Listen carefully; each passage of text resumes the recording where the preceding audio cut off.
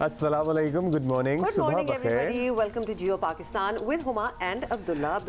अब्दुल्ला, मैंने आपका नाम लिया है। हाँ जी, क्या हाल है? बिल्कुल ठीक। मुझे अपना नाम लेते हुए थोड़ी सी शर्म आती है, इसलिए मैंने ये जिम्मेदारी इन्हें तफवीज की हुई है। एक मैंने बात करनी है, पहले मैं प्लीज। ठीक है, मैंने आपसे कहना है, बलूचिस्तान में कल से और मुल्क के मुख्तलिफ हिस्सों में स्कूल्स या तो खुलने वाले हैं या बाज़ इलाकों में खुल भी गए हैं।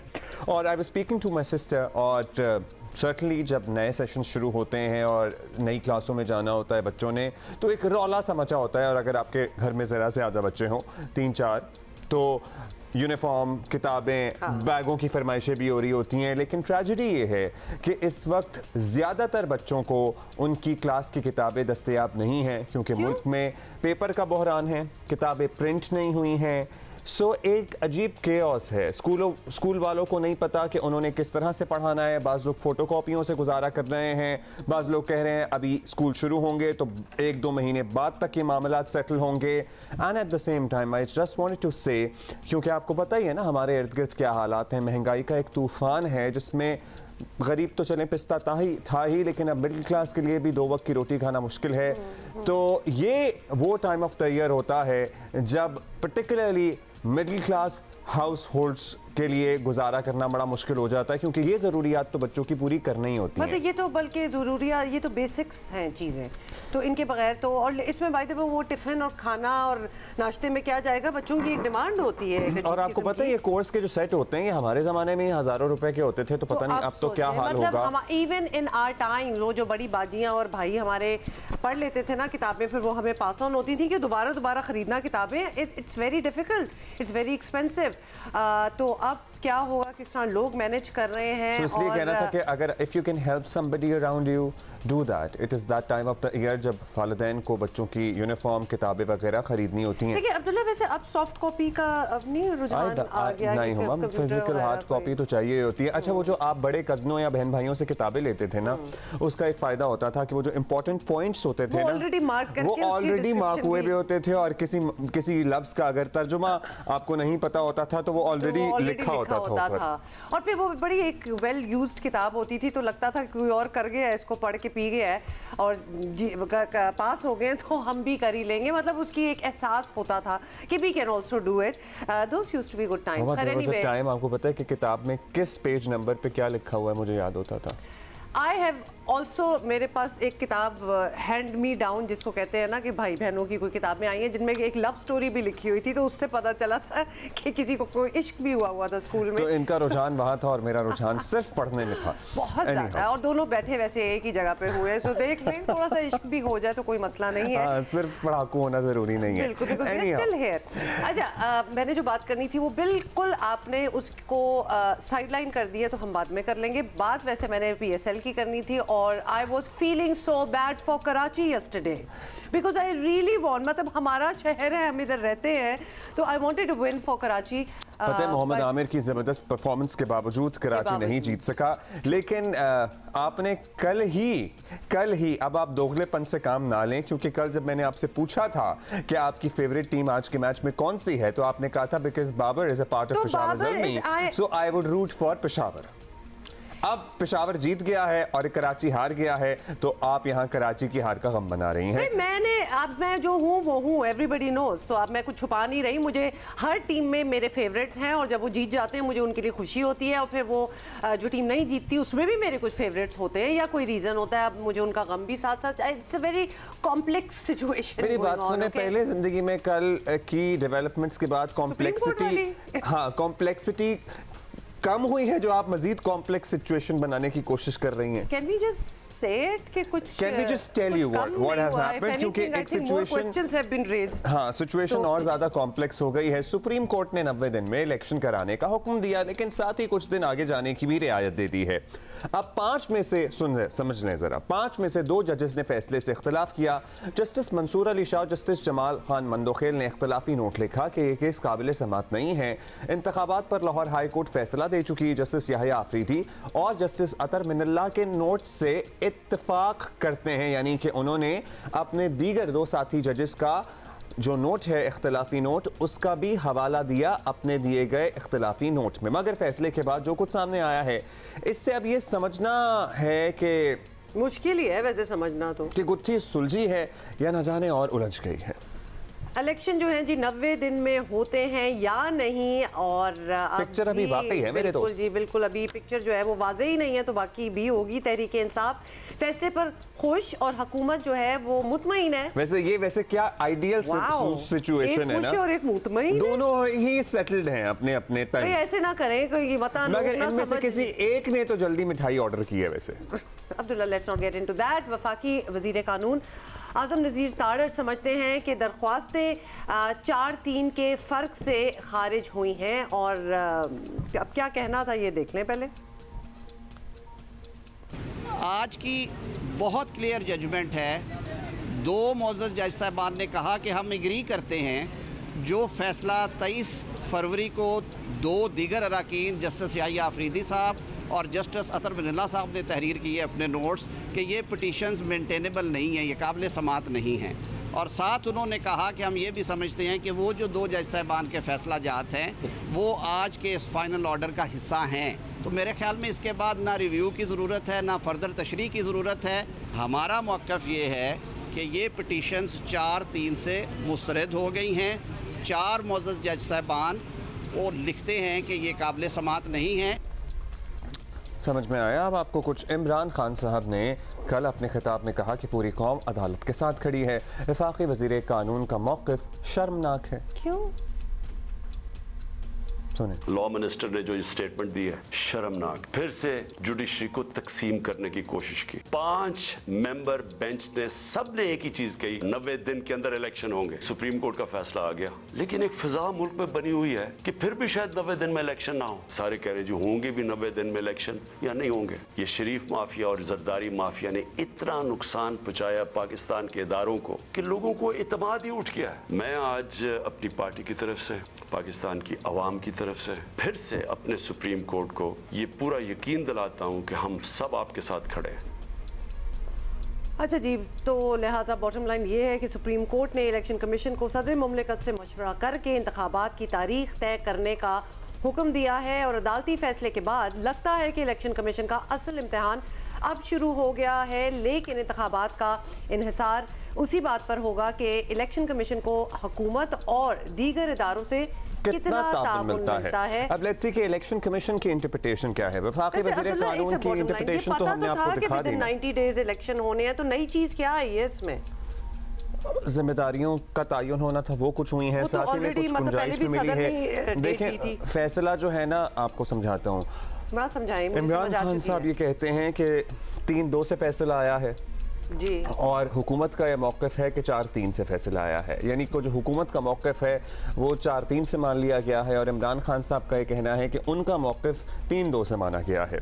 अगर आप बहुत ज़्यादा इन नंबर्स में कंफ्यूज हो रहे हैं तो हम ज़रा इस सिलसिले में गाइडेंस लेते हैं, और गाइडेंस तो हम बाद में लेंगे। चले पहले हम मौक़िफ़ लेते हैं। वफाकी वज़ीर दाखिला राना साहब हमारे साथ मौजूद हैं, उनसे ज़रा बात कर लेते हैं। उसके बाद सीनियर माहिरीन कानून से भी बात करेंगे।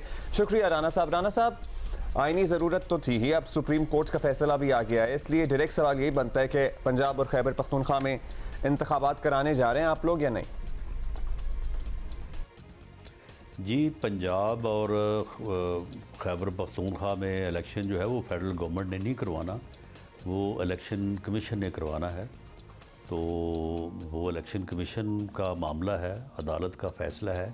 लेकिन वो फ़ैसला जो है वो हमारी नज़र में मुअज़्ज़ज़ 4 जजेस ने जो है वो इस मोटो नोटिस को और इस पिटीशन को जो है वो रिजेक्ट किया है, ड्रॉप किया है, और 3 जजेस ने जो है वो इलेक्शन करवाने की बात की है।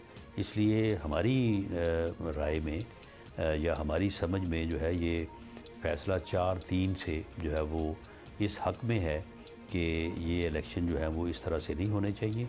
अब हाई कोर्ट में पिटीशंस मौजूद हैं, वो उनका फ़ैसला होगा, और उसके बाद फिर जब ये मामला दोबारा से सुप्रीम कोर्ट में आएगा तो फिर देखेंगे कि यहाँ पे क्या सूरत बनती है। लेकिन हमारी ये राय है, हमारा ये मौक़िफ़ है, और हम इसके ऊपर पूरी तरह से जो है वो यानी क्लियर हैं कि इस तरह का इलेक्शन जो है ये इस मुल्क में अनारकी को जन्म देगा, इस मुल्क में अफरा तफरी को जन्म देगा, इसको कोई तस्लीम नहीं करेगा। और ये फितना जब हारेगा तो दोबारा ये जेल भरो और एहतजाज करो और लॉन्ग मार्च करो, ये उसमें जो है वो शुरू हो जाएगा। पहले ही इसने 3.25 साल और उसके बाद ये 8 माह मुल्क को अफरा तफरी, मुल्क में फितना फैलाने की इसने भरपूर कोशिश की है और उस वजह से मुल्क को नाकाबिल इतलाफ़ी नुकसान पहुँचा। हमारी तो ये राय है कि इलेक्शन जो हैं वो इकट्ठे होने चाहिए और केयर टेकर सेटअप में होना चाहिए और ये आइन का तकाजा है। ये बात अगर 90 दिन आइन में लिखे हैं तो ये बात भी आइन में लिखी है। अच्छा, आपका मौक़िफ़ है कि इलेक्शन इकट्ठे होने चाहिए और केयर टेकर गवर्नमेंट्स के तहत होने चाहिए जब भी इलेक्शन हो। साहब, हुकूमत का ये मौक़िफ़ रहा है कि वफाक में सियासी हुकूमत के होते हुए सूबों में इलेक्शन मुतनाज़े हो सकते हैं। अब ये बात बार बार दोहराई जाती रही है लेकिन इसका कोई हल तजवीज़ नहीं किया जाता। तो क्या करें फिर? 2 असेंबलियाँ टूट जाने के बाद सब इलेक्शन इकट्ठे करवाना मुमकिन कैसे है वैसे? या तो इनको आके लेके जाएं या फिर वफाक पहले कराएं। राना साहब, आप समझाएं। नहीं, तो ये बात जो है ये तो एक मोअज़्ज़ज़ जज ने भी सामने रखी थी कि पहले ये तो मालूम करें कि ये असम्बलियाँ जो हैं ये क्या आइनी तौर पे जो है वो तोड़ी गई हैं, क्या वो चीफ मिनिस्टर्स का जो हुक्म था, एडवाइस थी असम्बलियाँ तोड़ने की, वो किसी बिला जबरो इकरा थी, क्या वो उनकी अपनी आज़ाद मर्ज़ी से थी या वो किसी मुहिम जो किसी जो है वो ज़िद्दी और अनापरस्त के जो है वो आगे मजबूर थे। ये इस बात का जायज़ा लिया जाना चाहिए। और ये बात जो है ये कोई ढकी छुपी तो नहीं है, पूरी कौम जानती है कि एक आदमी ने जो है वो सिर्फ़ अपनी घटिया अना और ज़िद की खातिर जो है मुल्क को इस बहरान से दो चार किया है। अच्छा राना साहब, ये बता दीजिएगा कि मुस्लिम लीग नून की एक तारीख़ भी है और फिर लीडरशिप के हालिया बयानात भी जो इशारा दे रहे हैं कि शायद एक बार फिर अदलिया से महाजराई हो जाए और पार्लियामेंट को इस्तेमाल करने की भी बात हुई है। ऐसा करने से ऑलरेडी वैसे तो मुल्क का नुकसान हो रहा है, because there is literally political chaos, economic chaos तो है ही। क्या करेंगे हम सब? ये कौम किस तरफ जा रही है? ये मुल्क किस तरफ जाएगा? ये बिल्कुल गलत असर है पाकिस्तान मुस्लिम लीग नून की, और पाकिस्तान मुस्लिम लीग नून की लीडरशिप जो है उसका कभी ये रिकॉर्ड नहीं रहा। हमने हमेशा जो है वो अदालतों का एहतराम किया है। हमारे ख़िलाफ़ ऐसे फ़ैसले भी हुए जिन फ़ैसलों को बाद में जजेस ने कहा, ख़ुद बोल उठे जजेस के जनाब ये फ़ैसले जो है ये गलत थे। हमने उन फ़ैसलों को भी तस्लीम किया। हमने अगर जेल भेजा गया जेल गए और इसी तरह से जो है वो तमाम मुश्किलात का हमने सामना किया, लेकिन कभी भी जो है वो हमने अदालतों के एहतराम को जो है वो ठेस नहीं पहुँचाई। हमने कभी भी अदालतों में तारीख़ पे जाते वक्त जो है इस तरह का बलबा और इस तरह के हमले नहीं किए अदालतों के ऊपर, जो पूरी कौम ने देखा कि किस तरह से ये फितना जो है ये किस तरह से अदालतों के ऊपर हमलावर हुआ है। अच्छा राना साहब, वैसे कौम और भी बड़ी चीज़ें देख रही है, जैसे कि हुकूमत की इमरान खान की नाअहली और गिरफ्तारी की ख्वाहिश किसी से ढकी छुपी नहीं है, लेकिन हम ये भी देखते हैं कि खान साहब के वारंट भी आपके हाथ में हो तब भी उन पर हाथ नहीं डालते आप लोग। तो फिर इस तासुर को गलत क्यों समझा जाए कि इमरान खान की गिरफ्तारी मुमकिन ही नहीं है? आप फिक्र ना करें, ये किस तरह से छुपा और भागा फिर रहा है, कभी इधर कभी उधर, तो इसको ज़रा इसी तरह से जो है ना वो थका के तो जो है वो इसको पकड़ेंगे ज़रूर इसको। ये कोई हमारी ख्वाहिश नहीं है, ये कानून का तकाजा है। मुकदमात जो हैं वो इसके ख़िलाफ़ दर्ज हैं और कुछ मुकदमा तो ऐसे हैं कि ये अब अदालतों से राय फरार इख्तियार की हुई है।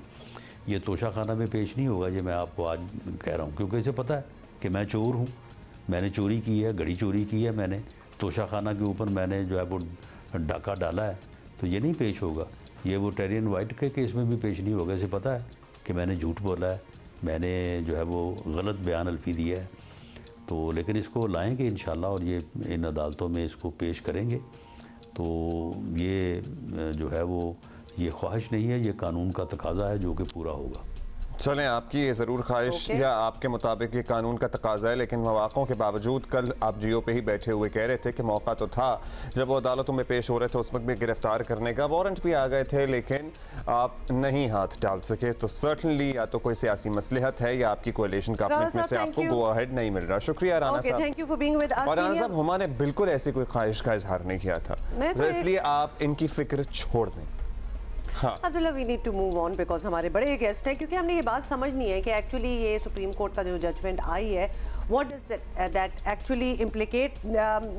सीनियर वकील हामिद खान साहब हमारे साथ हैं, उनसे बात कर लेते हैं। हामिद खान साहब, कल की पहले तो बात करें कि सुप्रीम कोर्ट का फैसला आ गया है, कह दिया गया है कि 90 दिन के अंदर इंतखाबात जो है इलेक्शंस कराने होंगे। खैबर पख्तूनख्वा के गवर्नर के लिए तो हुक्म बिल्कुल वाज़ेह है, लेकिन पंजाब वाले मामले में कुछ अभी इबहम है। तो क्या ये समझा जाए कि सदर मुमलिकत ने जो तारीख पहले ही दे दी थी, उन्होंने तो कह ही दिया था 9 अप्रैल का, तो उसी पर इलेक्शन कराना पड़ेंगे?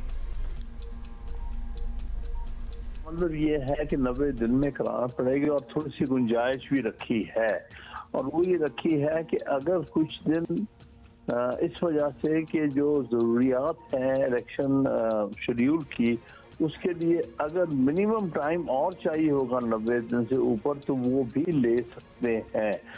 मतलब ये है कि अगर अब इस वक्त 90 दिन पूरे होने में 50 दिन रह गए हैं मिसाल के तौर पर, लेकिन जो शेड्यूल है वो कम से कम 56 दिन का होना चाहिए इलेक्शन लॉ के तहत, तो फिर आप 6 दिन ऊपर जा सकते हैं 90 दिन से।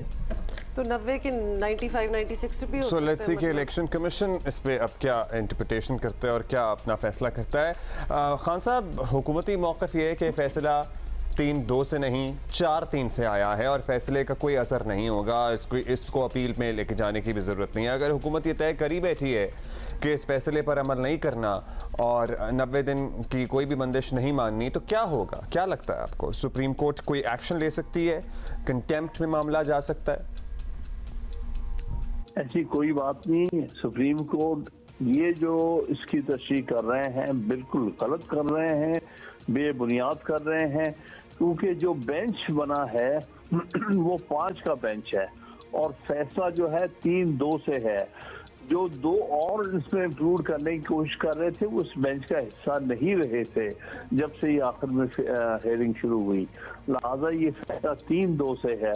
और अगर हुकूमत ये कहेगी तो वो वाज़ेह तौर पर तौहीन अदालत की मुर्तकिब होगी और आइन को तोड़ने के मुताबिक होगी। अच्छा, ये भी बताइएगा हामिद खान साहब कि ऐसा पहली बार नहीं हुआ कि अदालत उज़्मा के जजेस की आरा जो है वो मुख्तलिफ सामने आई हो या फैसलों से वाज़ेह इख्तलाफ सामने आया हो, लेकिन ये मामला जो इस वक्त डिस्कस हुआ है ये बहुत ही अहम है और इसलिए इख्तलाफी नोट्स जो हैं उनको वज़न तो ऑब्वियसली देना पड़ेगा। क्या इसके बाद ये ज़रूरी नहीं हो गया इन फ्यूचर कि इस तरह के बड़े अहम जो आइनी मामलात हैं वो फुल कोर्ट में ही देखे जाएं? देखिए, जहाँ तक इख्तलाफात का ताल्लुक है वो तो एक कानूनी सूरत हाल है, सारी दुनिया में होते हैं। जब कोई बेंच बैठता है तो उसमें इख्तलाफात होते हैं। अमेरिका में तो बड़े बड़े फैसले भी जो हैं वो 5-4 से हुए हैं और उन सबको कबूल किया जाता है।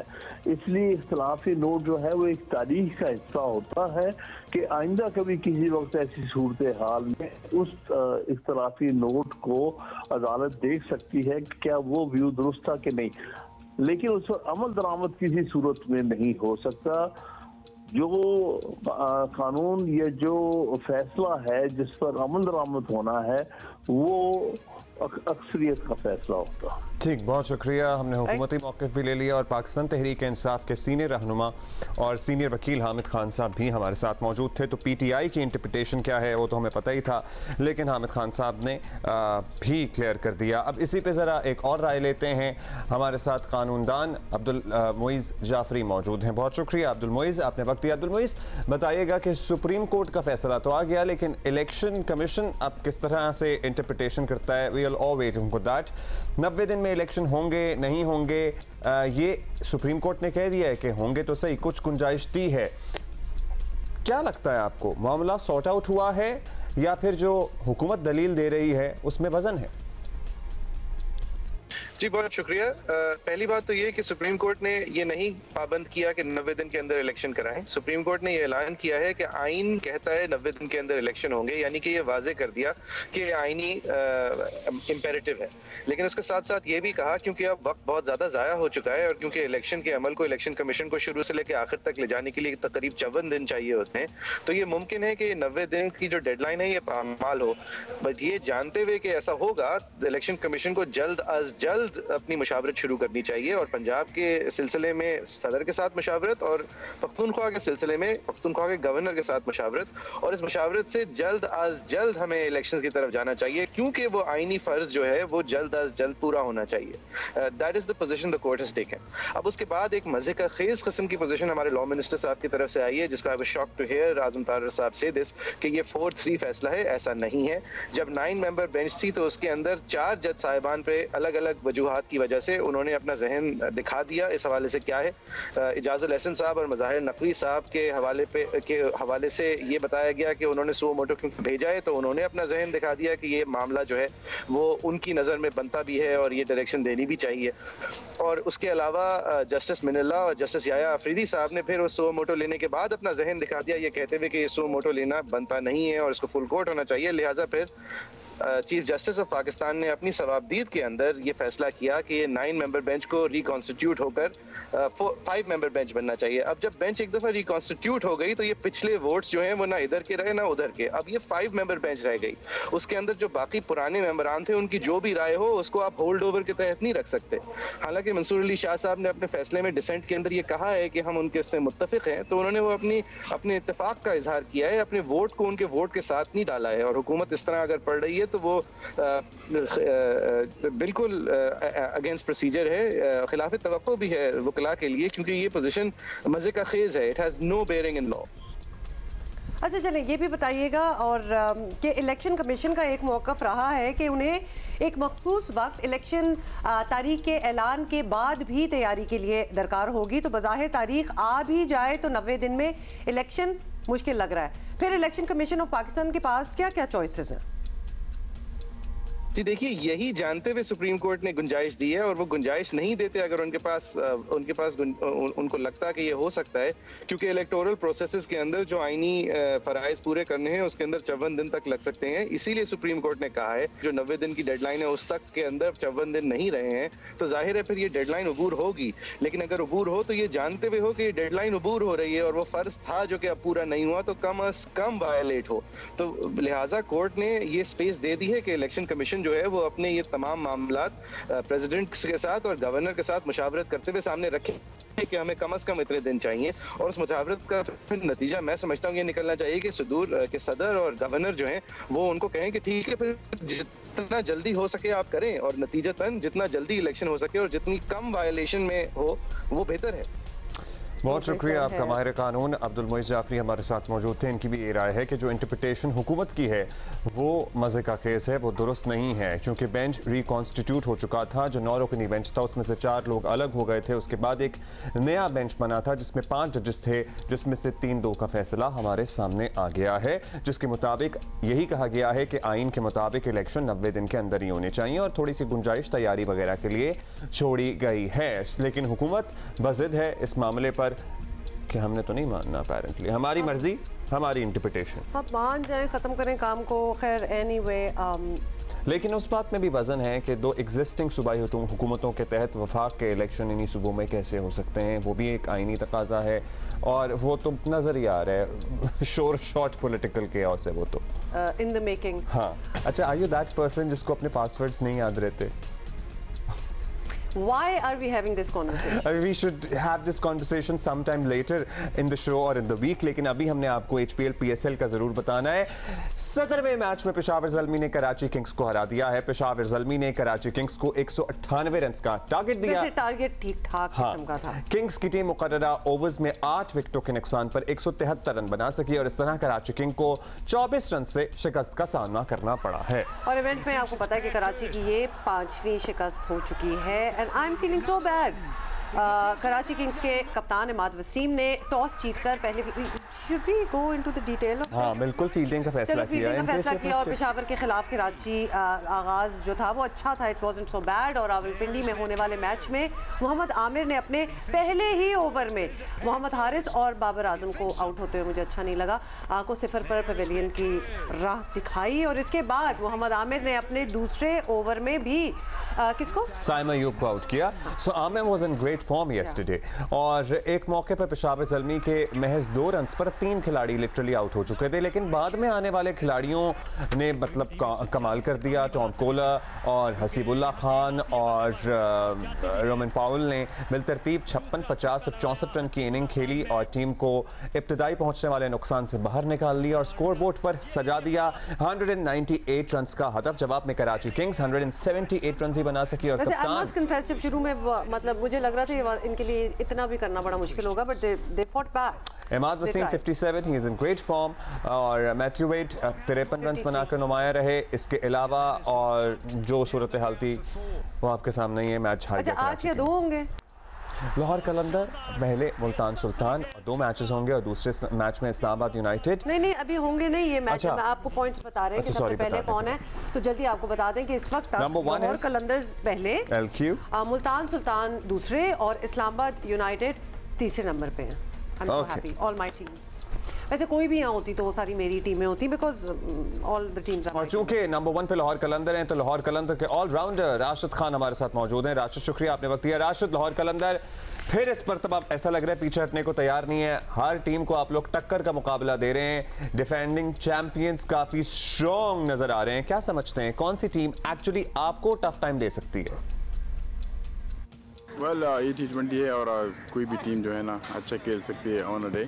और हमारी एज अ टीम कोशिश ये होगी कि जितना भी हम अच्छा क्रिकेट खेलें, पूरी टीमें जो है ना बैलेंस्ड है, अच्छे प्लेयर हैं उनके साथ। और जिसके साथ भी हमारा मैच होगा तो हम कोशिश करेंगे कि मैच को सीरियस पूरा ले लें और कोशिश करें कि मैच को जीते और 100% एफर्ट दें। अभी आप कम सीरियस ले रहे हैं तो ये हाल है आप लोगों का। बस इतने ही रहे, इससे ज़्यादा सीरियस क्या होना। एनीवे ये बताएं कि कराची का राउंड जो था वो तो काफ़ी अच्छा रहा आप लोगों के लिए, और अब कलंदर्स के होम ग्राउंड पर मुकाबले जो हैं वो शुरू हो गए हैं। तो आप इस पिच से भी वाकिफ़ हैं और इन कंडीशंस में खेल भी चुके हैं। तो हमने इस मौसम में देखा है कि स्पिनर्स जो हैं वो काफ़ी स्ट्रगल करते हैं। आपकी तैयारी पूरी है? जी बिल्कुल। थोड़ा विकेट ऐसा है कि स्पिन के लिए उतना स्पिन नहीं होता जितना लास्ट ईयर हो रहा था।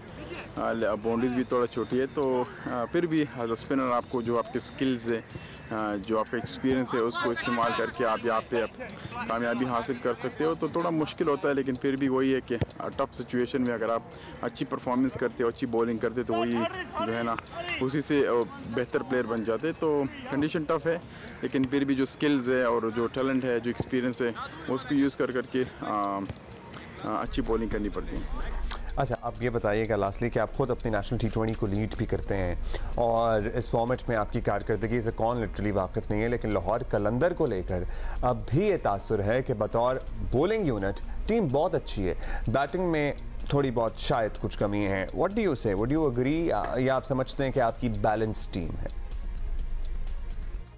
वेल यू नो, अगर आप देखिए तो हमारी टीम एक पूरी बैलेंस टीम है। और बैटिंग डिपार्टमेंट में भी देखिए हमने 240 भी की है, 200 भी की है और 190 भी की है। तो इट मीन्स कि is a good team, balance team. और यू नो ज़रूरी नहीं है कि आपके साथ बड़े बड़े नाम हो। आई फील लाइक कि उससे ज़्यादा इम्पोर्टेंट है कि टीम बैलेंस हो, और मेरे हिसाब से हमारी टीम पूरी बैलेंस है। बैटिंग से भी ऑलराउंडर्स भी है, बॉलिंग भी है। तो आई फील लाइक कि that is the team which wins the game, जिसकी बैलेंस अच्छी हो। तो मेरे हिसाब से बैटिंग हमारी अच्छी है, प्रॉपर बैट्समैन है हमारे साथ, प्रॉपर बैटिंग लाइनअप है, T20 बैटिंग लाइनअप है। तो सिर्फ कोशिश ये है कि जब भी कंडीशन मिल जाए तो उसके साथ खुद को एडजस्ट करना है और उसमें अच्छी परफॉर्मेंस देना है। Thank you, Rashid. Thank you so much, Rashid Khan. And you have no idea what we were doing in the break. Stop it. हो गया। आप लोगों को भी ये होता है कि आपको अपना पासवर्ड नहीं याद रहता? बिकॉज भाई के साथ हमेशा यही होता है, so I was just fixing it. No, it was mine actually.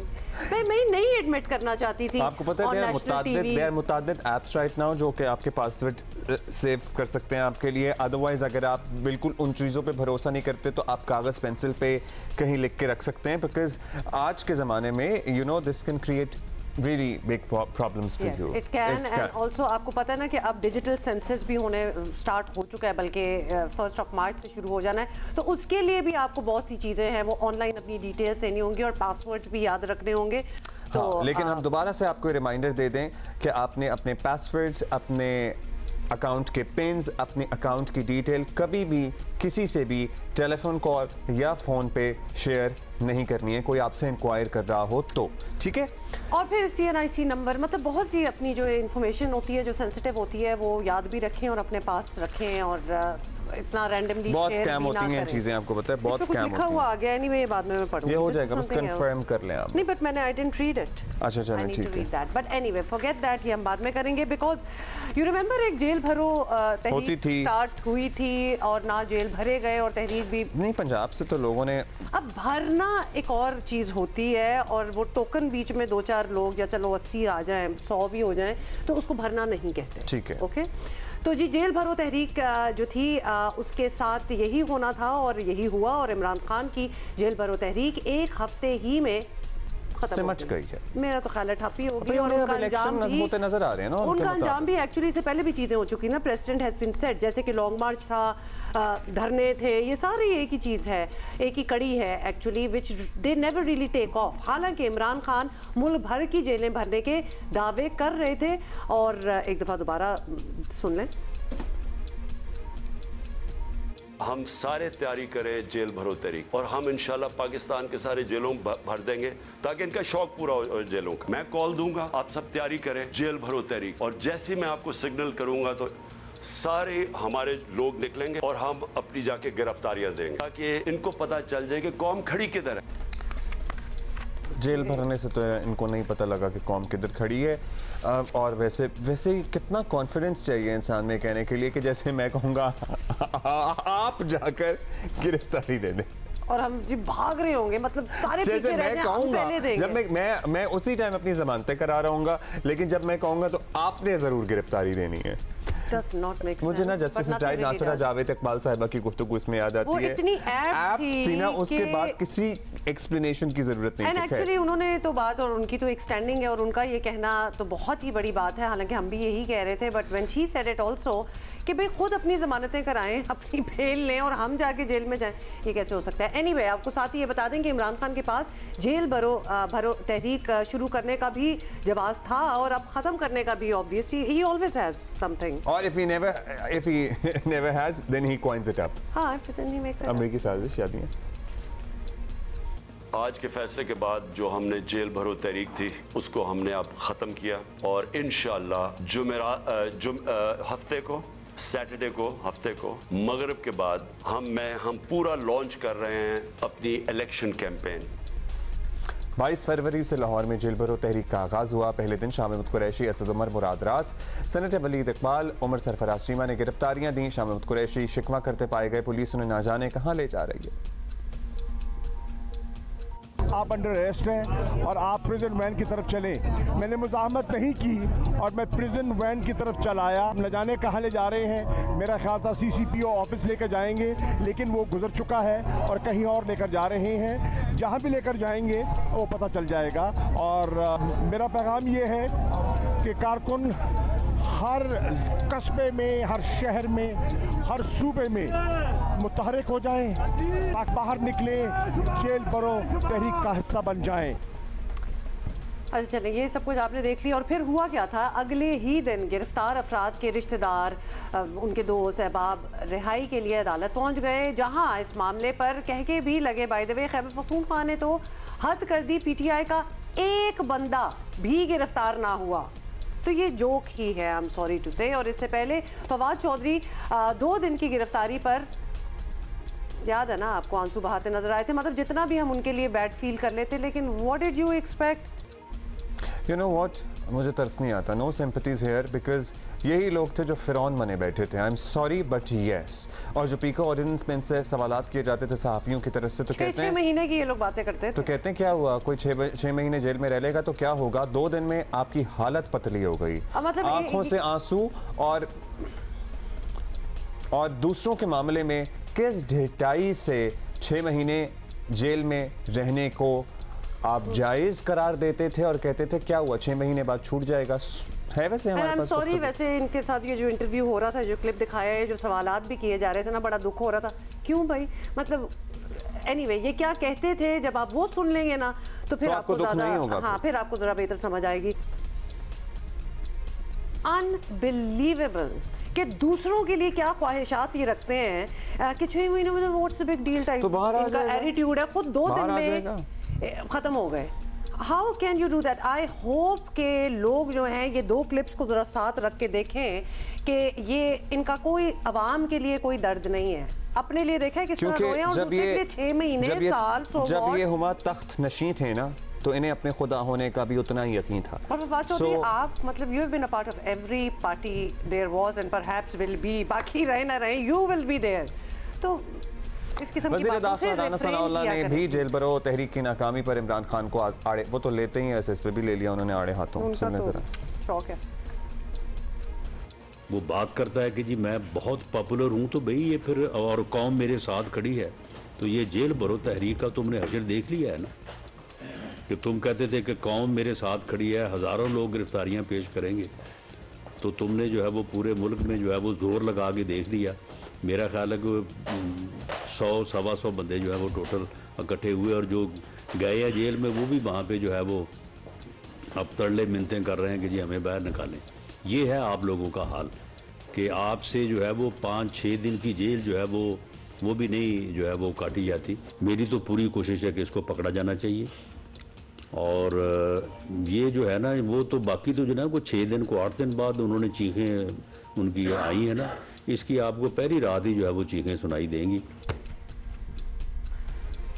Rana साहब भी this is a little bit of all talk and no walk, because पकड़ने के आपके पास भी बड़े मौके थे, लेकिन आप भी लगता है पूरे तरह नहीं चाहते। आपको कह देंगे आप फिक्र ना करें, आप बातें ना करें। हम फिक्र नहीं कर रहे, लेकिन आप लोग जो बातें करते हैं ना, हम सिर्फ आपको याद दिलाते हैं। Anyway, coming back to Jail Bharo Tehreek, उसकी नाकामी जिस तरह हम अभी मेंशन कर रहे थे कि सबसे बड़ी वजह जो है ना, और बड़ी खूबसूरती से सेनेटर वलीद इकबाल की वालदा जस्टिस नासिरा जावेद ने खुद ही बता दी, और ये भी हम आपको सुनाएंगे। ये लिटरली वो वाली बात है कि लीडर आपको कह रहा हो कि जी बेटे कहत पड़ाओ, खाने पीने को कुछ नहीं है, तो आपको कहे कि जी आप सिर्फ चने चबाएं, और खुद मुर्ग मुसल्लम और निहारियां और खाबे खा रहा हो। ये वो वाला था। मैं जेल नहीं जाऊंगा, अपने आप को बचाऊंगा, तुम जरूर अपनी गिरफ्तारी देना। टिपिकल एक पाकिस्तानी मॉम के जज्बात की अक्कासी है इन अल्फाज में। मेरा ख्याल है इसके बाद कुछ कहने की ज़रूरत नहीं है। अच्छा जी, इमरान खान के बारे में कहा जाता है कि हुकूमत करना ना भी आए तो अपोजिशन इन्हें करना सर्टनली आती है, मगर 8 माह में इस महाज पर ज़रा खान साहब के हिस्से में बहुत बड़ी कामयाबियाँ नहीं आ सकी। ऑल्दो वो एक हाई पिक फेम ज़रूर मिला और बाई इलेक्शन भी जीते उसके नतीजे में, और इन जो बरसर इक़्तिदार हैं उनके अपने निकम्मेपन का भी इसमें बहुत बड़ा कॉन्ट्रीब्यूशन है। इरशाद भट्टी साहब हमारे साथ हैं, उनसे बात कर लेते हैं। भट्टी साहब, क्या हो रहा है? इमरान खान ने 1 हफ्ते बाद ही जेल भरो तहरीक ख़त्म कर दी, और खान साहब जो हैं वो जितने भी मुतमईन नज़र आए, आपकी नज़र में इस तहरीक को कामयाब करार दिया जाए, क्या कहा जाए इसको? नहीं, जेल भरो तहरीक को कामयाब नहीं करार दिया जा सकता। अगर हम इमरान खान साहब के अपने मौक़िफ़ को सामने रखें, जो जेल भरो तहरीक के हवाले से उन्होंने खुद फरमाया था, तो उसके हवाले से भी इस तहरीक को कामयाब नहीं करार दिया जा सकता। जहाँ तक इस बात का तल्लुक़ है ख़त्म कर दी, तो ज़ाहिर है ये सारा कुछ जो वो कौमी असम्बली से निकलने तक से लेकर जेल भरो तहरीक तक जो भी कर रहे थे वो इलेक्शन के लिए कर रहे थे। तो सुप्रीम कोर्ट का फ़ैसला आ गया कि 2 सूबों में इलेक्शन करवाएं 90 दिनों में, लिहाजा अब जेल भरो तहरीक का कोई मकसद नज़र नहीं आता, तो उसे ख़त्म ही होना था। अच्छा, आप कह रहे हैं कि वो तो नाकाम हुई, लेकिन मकसद भी अब ख़त्म हो गया। अब ये बता दीजिएगा भट्टी साहब कि सुप्रीम कोर्ट का फैसला आ गया, आईनी बंदिश तो है, लेकिन इसके बावजूद इलेक्शन नहीं कराए जाते। अगर फैसला भी आ गया तो तहरीक इंसाफ के पास रद्द अमल देने की क्या ऑप्शंस बचेंगे? क्योंकि सब कुछ तो ऑलमोस्ट उन्होंने कर ही लिया। आपके ख्याल में है कुछ ऑप्शंस? मुझे आपकी सवाल की समझ नहीं आई। कैसा सवाल आप कर रहे हैं? यानी आईने पाकिस्तान कह रहा है कि 90 दिनों के अंदर इंतखाबात करवाएं। मुल्क की सबसे बड़ी अदालत कह रही है कि 90 दिनों के अंदर इंतखाबात करवाएं। तो फिर कहाँ ना या कोई बहाना या खान साहब तक बात क्यों पहुँचनी चाहिए? देखिए, इस हुक्मरान इत्तेहाद ने 10.25 महीनों में मुल्क का सत्यानाश कर दिया है। और वो मुल्क जो दहशतगर्दी, सियासी अदम इस्तेकाम, मुआशी अदम इस्तेकाम का शिकार था, उसे एक आइनी बुरहान में बदल दिया, यानी चौथा बुरहान ले आए। तो इलेक्शन 90 दिनों के अंदर कराना पड़ेंगे। अब जब सुप्रीम कोर्ट का वाज़े फैसला आ गया है तो इलेक्शन करवाने पड़ेंगे। और अगर ये हुक्मरान इत्तेहाद कोई लेफ़्ट राइट करेगा तो इमरान खान साहब दोबारा सुप्रीम कोर्ट चल जाएंगे और इन पर तौहीन अदालत लगेगी। लिहाजा मुझे नहीं लगता कि मामला सड़कों पर होगा, मामला दोबारा अदालत में जा सकता है। और दोबारा जब जाएगा तो वो बहुत सख्त होगा, बहुत मुश्किल होगा। हुक्मरान इत्तेहाद मतलब PDM। चलें, आप कह रहे हैं कि अब एहतजाज की उन्हें ज़रूरत नहीं पड़ेगी। अच्छा, आगे का बात करते हैं कि अब तक तो तहरीक इंसाफ का प्लान है कि वो बाकायदा इलेक्शन मोड में चले जाएंगे और मुहिम जो है वो शुरू करेंगे, जलसे, रैलियां, ये जो सब कुछ होता है करेंगे। लेकिन खान साहब की बड़े इश्यूज़ हैं, जैसे कि टांग का मसला एक उनका चल रहा है, फिर उनके वारंट जो हैं वो जारी हुए हैं और फिर अदालतों में मुसलसल उनकी पेशियां भी हैं। तो क्या इन हालात में वो खुद इस मुहिम को लीड करने की पोजीशन में आपको नज़र आते हैं? देखिए, अगले जो दिन आने वाले हैं इसमें कुछ भी हो सकता है। हुक्मरान इत्तेहाद की सबसे बड़ी ख्वाहिश है कि इमरान खान को नाअहल करें, जेल भिजवाएं, नवाज शरीफ को वापस लाएं और उनकी सज़ाएं इस हद तक कम अज़ कम पहली फुर्सत में, पहले मरहले में ख़त्म कराएं कि उनकी ज़ेरे साया इलेक्शन लड़ें, मतलब लेवल प्लेइंग फील्ड। अब इमरान खान साहब अगर जेल में होंगे तो ज़्यादा स्ट्रांग मैसेज जाएगा उनके वोटर्स के लिए कि हमारा जो है, हमारा जो सरबराह है, लीडर है या हमारी पार्टी का जो हेड है वो जेल में है, लिहाजा वोट दें। अगर वो पेशियां भुगतेंगे तो 7 जलसे भी कर लेंगे। जहाँ तक उनकी टांग का मसला है, वो लाहौर हाई कोर्ट भी पहुँचे, वो इस्लामाबाद भी आए और उन्होंने 4 पेशियां भुगती। और उन्होंने ख़ुद बताया था जब लाहौर हाई कोर्ट में गए थे कि डॉक्टर ने मुझे 2 हफ्ते का और कहा है, तो वो 2 हफ्ते गुजर गए हैं और जब इलेक्शन का वक्त आएगा तो उस वक्त तक वो मुकम्मल ठीक हो चुके होंगे यकीनन। तो लिहाजा अगर वो बाहर हुए तो लीड करेंगे, अंदर हुए तो उनका मकसद पूरा हो जाएगा। ऑलराइट, बहुत बहुत शुक्रिया भट्टी साहब for giving us your opinion. अच्छा, कभी ऐसा होता है कि किसी और का कोई मेडिकल मसला आप सुन लेना तो आपको लगता है अरे ये मसला तो हमारे साथ भी है? होता है ना, वैसे ये एक नेचुरल साइकी है, इसको आप अगर हद से ज़्यादा बढ़ जाए तो एक्चुअली इसको आपको डील करना पड़ता है। आपको टांग का सुन के टांग का इशू? होमा को एक्चुअली अपनी टांग का मसला याद आया। मुझे वैसे भी है, लेकिन कभी इसके बाद में बात करेंगे। खबरें इतनी ज़्यादा चल रही हैं और इतना ज़्यादा एक सर्कस सा है कि ये बहुत इंपॉर्टेंट मामला और बहुत इंपॉर्टेंट खबर शायद आपको इल्म भी ना हो। आपको पता है कि मुल्क भर में डिजिटल मरदम खाना शुमारी का आगाज़ हो गया है। इट्स अ बिग डील, क्योंकि जब तक आपके पास हिसाब ही नहीं होगा कि आपके किस इलाके में, किस शहर में, इस मुल्क में कितने लोग रहते हैं, आप कैसे फ्यूचर प्लानिंग कर सकते हैं? पॉलिसी मेकिंग कैसे करेंगे? Every data, basic things like schools and hospitals and what not, ये किस तरह होगा जब पता ही नहीं होगा किस इलाके में लोग कितने हैं?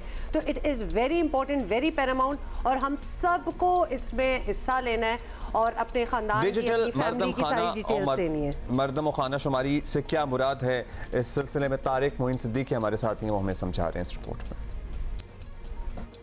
मुल्क भर में खाना और मरदम शुमारी का सिलसिला जारी है। ये अमल मुल्क में आबादी और उसके तनासब से वसाइल की तकसीम के तनाजुर में इंतहाई अहमियत रखता है। डिजिटल मरदम शुमारी में हर शहरी को अपने मोबाइल या कंप्यूटर के ज़रिए अपने और अपने ख़ानदान के कवायद का इंदराज करना होगा। ये अमल किस तरीके से होगा, आइए हम आपको बताते हैं।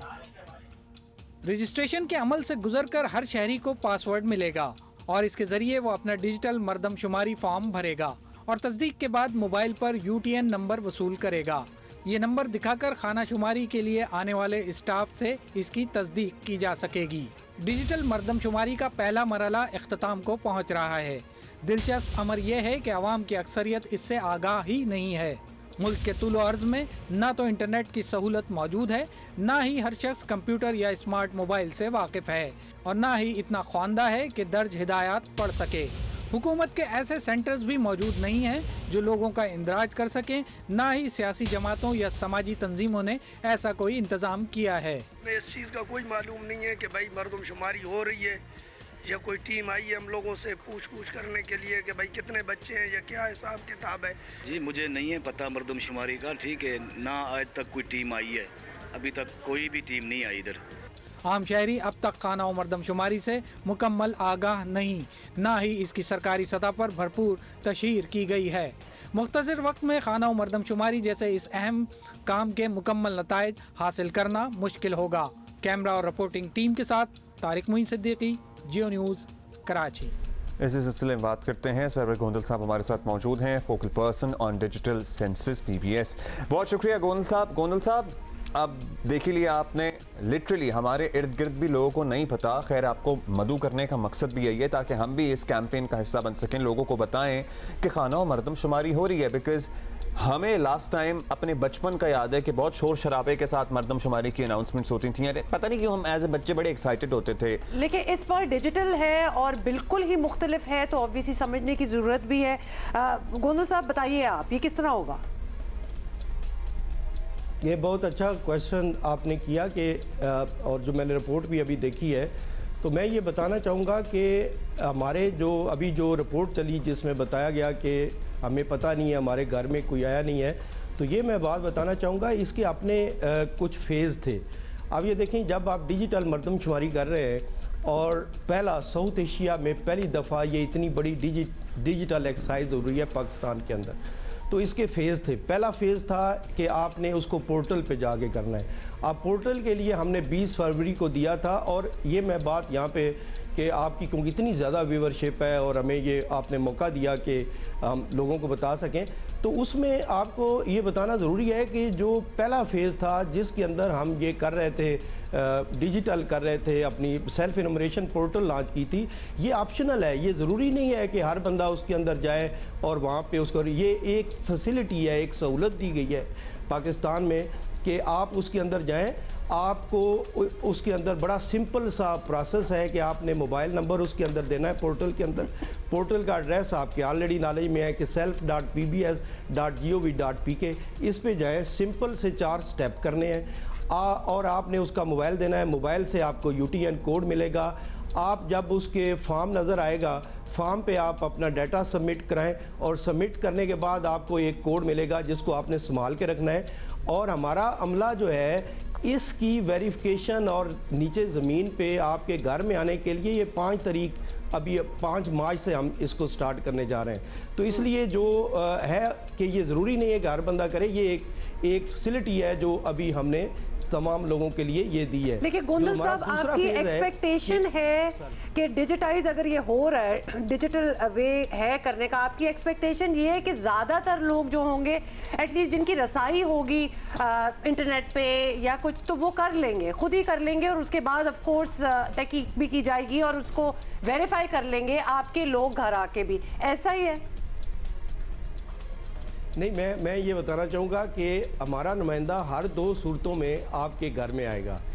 ये पहले 15 दिन के लिए हमने ये पोर्टल लॉन्च की थी कि जिस तरह अभी आप हैं, आप अभी अपने ऑफिस में आ गए, हमारा अभी मरदमशुमारी का नुमाइंदा जो आपके घर जाता है, तो आपका घर में फ़र्ज़ करें कोई मेट है, कोई उसको पता नहीं है, तो आप रात को बैठें, आप उस सेल्फ इनमरेशन पे जाके अपनी खुद अपना डाटा इंटर करें और आते वक्त अपने जो आपका मुलाजम है उसको आप अपना कोड दे दें। जब हमारा नुमाइंदा आपके घर जाएगा वो उससे कोड पूछेगा और उस कोड के ज़रिए आपके डाटे को वेरिफिकेशन कर लेगा। और ये तो अच्छी सहूलत है। करें कि आपके पास नहीं है, आपके पास नहीं है, तो वो आपको घर में खड़े होकर दोबारा डाटा ले लेगा। तो हमारा बंदा तो हर 2 सूरतों में जाएगा और ये सिर्फ एक फैसिलिटी प्रोवाइड की गई है और पहली दफ़ा पाकिस्तान के अंदर हो रहा है, बल्कि साउथ एशिया में ये पहली दफ़ा। एक तो वो पोर्टल बता दीजिएगा गोंदल साहब, लेकिन एक शिकायत मैंने आपसे करनी है। जी, एक शिकायत मैंने आपसे करनी है। आपको पता ही है कराची की गिनती पिछली दफ़ा ठीक नहीं थी एंड मतलब किसी भी देखने सुनने वाले को पता लग सकता है कि इस शहर में उतने लोग तो नहीं बसते जितने 1.5 करोड़ बताए गए हैं। मतलब 2.5 करोड़ तो हम बचपन में सुनते थे और बहुत से लोग मुझ समेत हम लोग पिछले सेंसस में भी यहीं बसते थे, यहीं रहते थे, कोई नहीं आया था। How would you make sure कि पाकिस्तान में कराची जैसे यहाँ पे मल्टीपल स्टोरी बिल्डिंग्स हैं, यहाँ पे इतनी आबादी है और कंट्रोवर्सी भी रहती है ना कराची के सेंसस को लेके कि आपका इन्यूमरेटर जाए हर घर तक पहुंचे, क्योंकि बहुत से घरों तक पहुंचते ही नहीं है ये लोग। अभी जिस तरह आपने बताया है कि ये डिजिटल का मकसद ही ये है। जब हम पिछली सेंसस के रिजल्ट अप्रूव करा रहे थे तो लोग हमसे एविडेंस पूछते थे, चीज़ें पूछते थे। अब ये देखें हर बंदे के हाथ में टैबलेट है और उसकी टोटल लोकेशन हम बता सकते हैं। कभी आप मुझे कहते हैं कि आपके घर में नहीं है तो मैं आपको साबित करूंगा कि ये बंदा आपके घर में आया और ये इसका रूट है, इतनी देर आपके घर में खड़ा रहा और इसने आपके घर को जियो टैग किया। जब आपके घर को हम जियो टैग करेंगे तो उसके ऊपर आप ये देखें कि ग्रीन किस्म का निशान आ जाएगा और पूरे पाकिस्तान के अंदर आप मैप के ज़रिए ये चेक कर सकते हैं आप उसकी कि ये कौन से एरियाज़ हैं जिसके अंदर हमारा इन्यूमरेटर नहीं गया। तो आप टोटल कवरेज जो है वो डिजिटल टेक्नोलॉजी के यूज़ करने से कर सकते हैं। आप हर घर को जियो टैग कर रहे हैं तो इसलिए इस दफ़ा ये बात नहीं होगी कि कोई बंदा आपके घर में ना आए। ट्रांसपेरेंसी अगर देखी जाए तो ये डेफिनेटली ये बेहतर होगा। मर्दमशुमारी उससे ज़रा इस टर्म से लोग ज़्यादा लोग बात मर्दमशुमारी but in a new age digitized way start हो गई। गोंदल साहब फोकल पर्सन जो है हमें बता रहे हैं how it works. Coming back to the point quickly, Gondal साहब हमारे साथ मौजूद हैं, focal person digital census. Gondal साहब एक जब हम ब्रेक में थे तो और भी बड़े सवाल आ रहे थे, फिर लोगों ने भी बड़े सवाल किए। ये बताएं घर होम टू होम तो चले आ जाएंगे न्यूमरेटर्स और अगर हम चाहें तो हम खुद इसको डिजिटल प्लेटफॉर्म पे भी डाल सकते हैं। What about those places like hostels, madrasas, यतीम खाना, मतलब जहाँ बहुत ज़्यादा और आबादी होती है लेकिन कच्ची आबादियाँ, बिल्कुल कच्ची आबादियाँ, मतलब we can literally go on, वो कैसे इसका हिस्सा बनेंगे?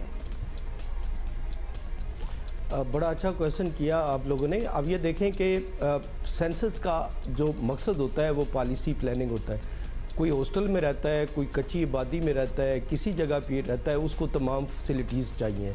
तो हमारा जो नुमाइंदा जाता है वो हॉस्टल में, कच्ची आबादी में और हर जगह पे, यानी ये जो सेंसस का पर्पज़ ये है कि कोई बंदा ऐसा नहीं होना चाहिए कि जो काउंट ना हो, क्योंकि हर बंदे को अगर फैसिलिटीज़ चाहिए, उसको हॉस्पिटल चाहिए, उसको स्कूल चाहिए, उसको बाकी रोड का इंफ्रास्ट्रक्चर चाहिए, तो अगर वो काउंट होगा तो वो तमाम चीज़ें जो हैं वो प्रोवाइड की जाएंगी। तो सेंसस का जो मेन ऑब्जेक्टिव है वो है ही ये। तो इसलिए जो हॉस्टल के अंदर रहते हैं या किसी भी कंबाइन हमारे वो स्ट्रक्चर के अंदर रहते हैं उनको भी काउंट किया जाता है। और एक एक का अगर फ़र्ज़ करें हॉस्टल में लोग रहते हैं और वो उधर ही रह रहे हैं पिछले 6 महीने से, तो वहाँ पे ही काउंट होते हैं। अदरवाइज़ वो अपने जहाँ उनका जगह होती है, जहाँ उनके पेरेंट्स रहते हैं या उनका एक्चुअल जगह होती है, वहाँ पे वो काउंट होते हैं। लेकिन ये इसका तरीकाकार है कि बंदा 6 महीने रहता हो या अगले 6 महीने रहने का उसका इरादा हो, क्योंकि उसने फैसिलिटीज़ वहाँ पे यूज़ करनी है।